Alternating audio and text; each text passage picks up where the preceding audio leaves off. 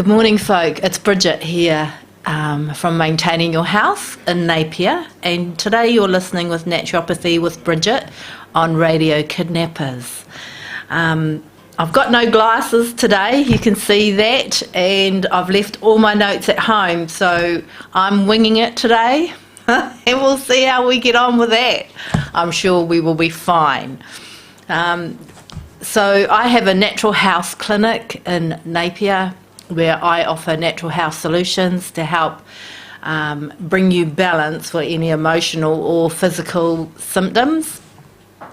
And I do this with herbal medicine. I'm a herbalist, a medical herbalist, and I do this with nutrition. I'm a qualified nutritionist, and I do it with herbal teas. I do it with vitamins and minerals if you need them, and I also provide reflexology, lymphatic drainage and air candling. So that's quite a few hats I wear, not all at the same time obviously. So today I'm talking to you about hay fever and sinusitis, sinus infection, and how what the symptoms are and how we can go about improving those symptoms, and also tip of the day. I must not forget, tip of the day. Let me quickly write that down because I will forget it. Let me just put that.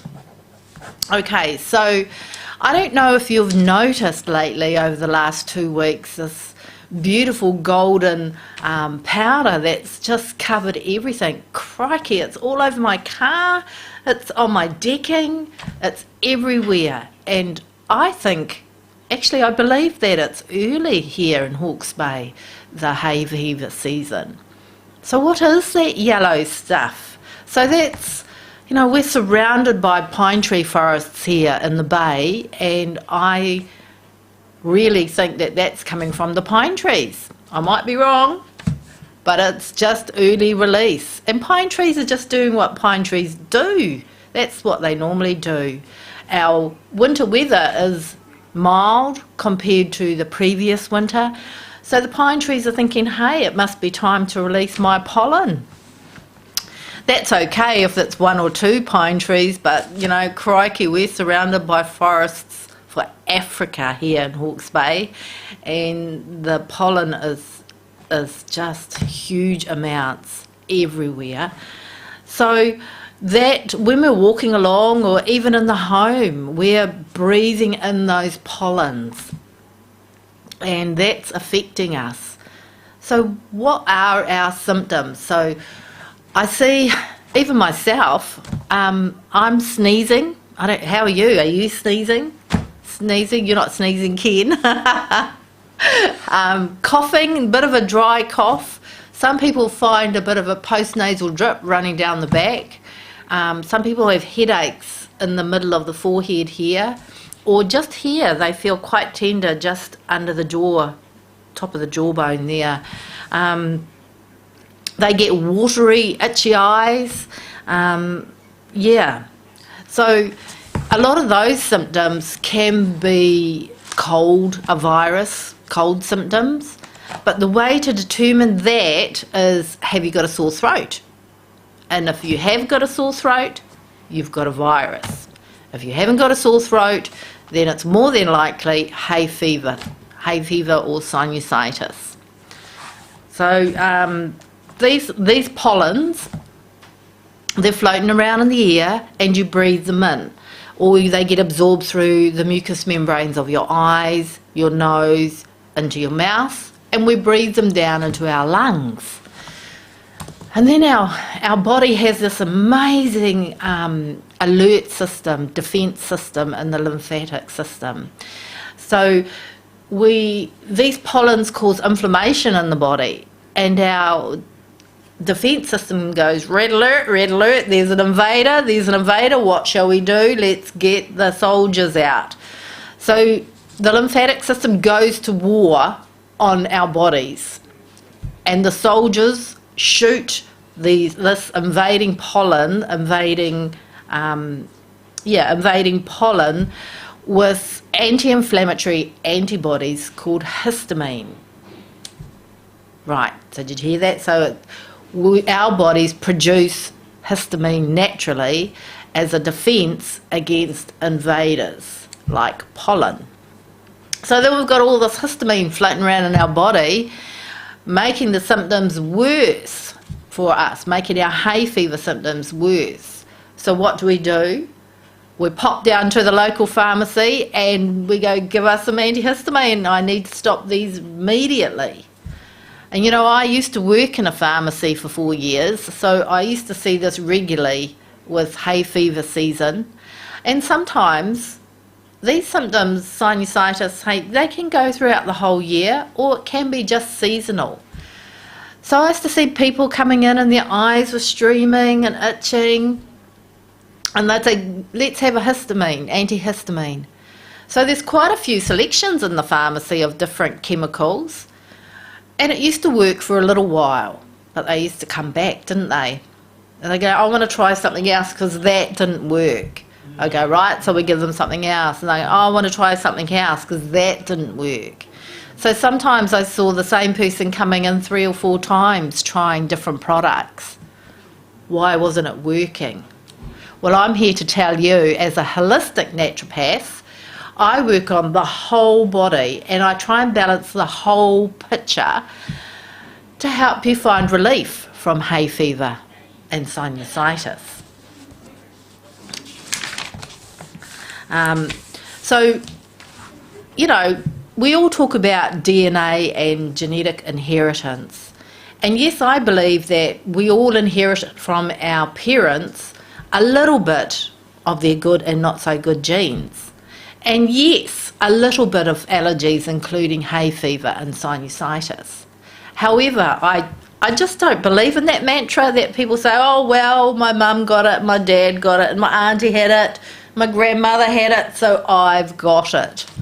I don't really believe in that. I think, yes, a little bit, but let's look at the triggers, because it's what you are doing that triggers and feeds that little genetic disposition.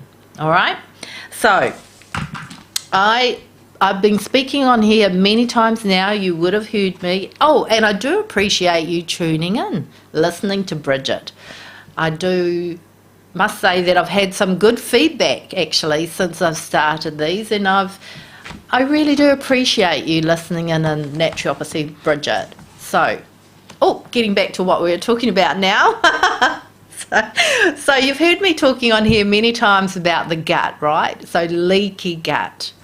And goes, oh God, here she goes again about the gut. But guess what? It is really a big part of any allergy, including hay fever and sinusitis. So if the gut is not too happy and it's leaking, and we call it leaky gut, and you go, well, I can't see it actually physically leaking out of me, but inside the lining of your gut wall, small intestine, and your gut wall, the lining, has these little junctions called tight gap junctions.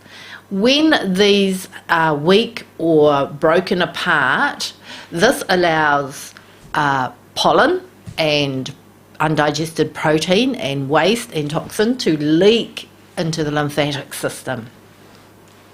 That causes an inflammatory response, and so we've got the red alert soldiers coming out again, shooting it all down with histamine bullets. So the gut plays a huge part. And so how do these tight gap junctions break apart like that? There's many factors. So we have medications. Medications can do that. We have a lot of people who are on medications put on omeprazole to stop the side effects of medications, but actually omeprazole can cause malabsorption and can create leaky gut. Also, if you've had a history of antibiotics, even if it was like last year or the year before, or you've taken a big long course of antibiotics, this can have an effect on disrupting those tight gap junctions. Stress plays a huge part on the body, on the gut and digestion, and can create leaky gut as well. So as well as having leaky gut, more than likely your good gut bacteria or your microbiome, now that's a flash word, that's quite a modern word, but really it's your good gut bacteria, they may be quite depleted, and if you've had antibiotics do kill most of those off. So we need these good probiotics in our gut to help function, to help our immunity, to help fight off virus and bacteria as well, and to help with the inflammatory response. So the leaky gut and probiotics, put them all together and we're going to fix your gut, which is going to have a ripple-on effect to help with allergies, hay fever and sinusitis. Okay, so yes, so we'll fix the gut. We definitely look at the gut. Now, because I'm a nutritionist as well, qualified nutritionist, I suppose I'm a holistic nutritionist, really. I also look at foods, because that's a big part of any allergy. And I always ask my clients to reduce dairy and wheat products. And they go, oh my God, how am I going to get calcium? I said, well, you don't have to eat gallons and gallons of cheese to get your calcium or drink milk. You can get calcium from other food sources. But that's another story today. We've got to kind of keep on track today, Bridgitt. So dairy and wheat are, first of all, dairy is an acidic food. So acid creates mucus in the body. So the more, have a piece of cheese and see what happens. Wait for 20 minutes and see what happens. And then you might be getting in the throat, or you might be getting this postnasal drip down the back there. That is your body telling you that it just doesn't like cheese. But really, it could be just, let's fix the gut. Let's make your gut more tolerant to dairy. So dairy products are cheese, milk, butter, ice cream, sour cream, anything that's made from the cow is dairy. And if you have allergies, it's really important to pull back your intake, and you will see a huge improvement on your symptoms. Also, wheat is another inflammatory food. Wheat is acidic as well, causing mucus, but also contains a protein called gluten. And gluten is inflammatory to the lining of the gut as well.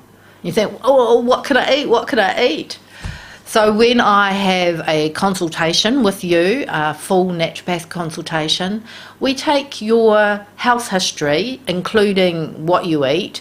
So don't worry, I'm not going to judge you on eating all the good foods or anything like that. It's just to give me an idea of what you are eating. Then we come up with a plan, and I give you alternative solutions to dairy. I give you, say, like coconut milk, for instance, is quite nice.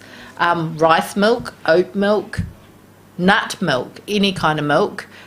Just have a look on the back of those boxes that you buy in the supermarkets. Turn the back around and read the ingredients, how much nuts are actually in that almond milk. So for wheat, I give you alternatives for wheat as well.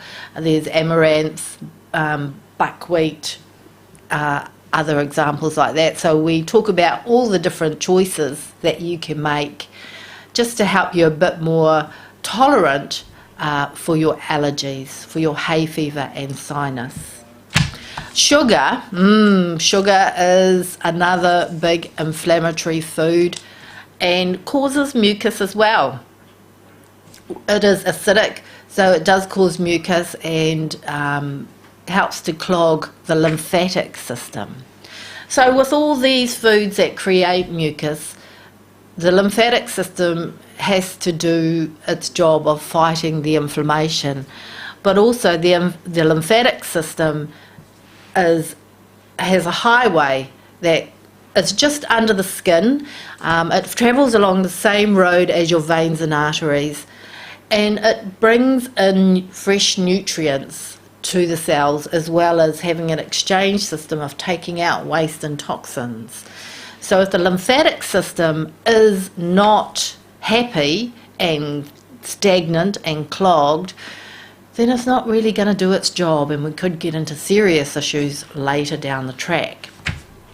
So the gut has a big part of the immune system in it as well, and also the gut has about 70 or 80% of our immune system, and a high percentage of our serotonin hormone. That's that happy, happy, joy, joy hormone that makes us get out of bed. A lot of that is made in the gut as well. So why wouldn't we really concentrate and fix the leaky gut? It's really important. Okay, so I see a lot of clients come in, and last time I did a talk on stress and busyness. But guess what? That stress and busyness really contributes to allergies and can tip them, allergy symptoms, and can tip them over the limit. Our adrenals are constantly pumping like this. They pop out a hormone called cortisol, and if we have too much cortisol, that signals that an inflammatory response. So then the good old lymphatic system brings its soldiers out and shoots everything down with histamine bullets again. I tell you, it's just this mini war going on in your bodies that you're not even aware of until you start sneezing, itchy eyes, watery, this continuous nasal discharge. And you think, what's going on? I say, fix the gut, reduce your stress. It's a biggie. Or help your adrenals cope with the stress if you can't change your environmentals. Okay, so we've talked about the causes of hay fever and sinus. We've talked about the gut. We've talked about the DNA inheritance. We've talked about foods, and we've talked about stress. So how do we go about fixing this? Well, if you want a quick instant fix, pop down to your pharmacy. They've got shelves of antihistamines, and they'll be all loaded, ready to go for you.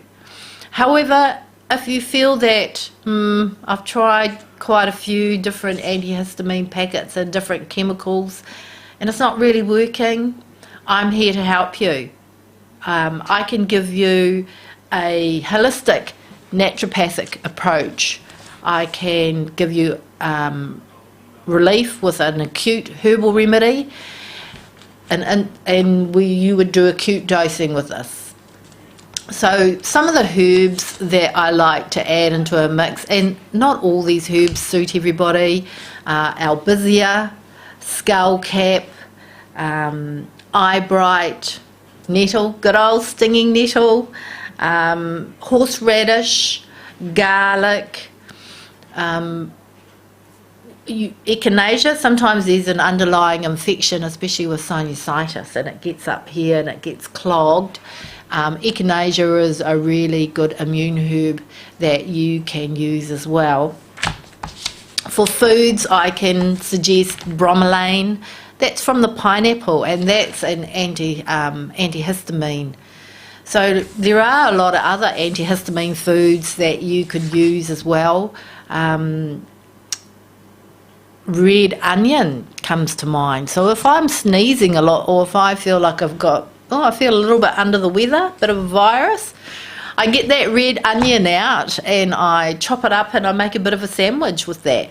And yeah, it is an antihistamine. So what else? Watercress. Now, who would know that watercress, New Zealand watercress, is an natural antibiotic, but it is actually an antihistamine food as well. Herbal teas. Oh, into that herbal remedy, I'd mix something also to calm your adrenals, calm your nervous system down. Something like Romania is a nice adaptogen, or withania. A lot of people now look at it like it's called ashwagandha, but in our herbal world, we call it withania.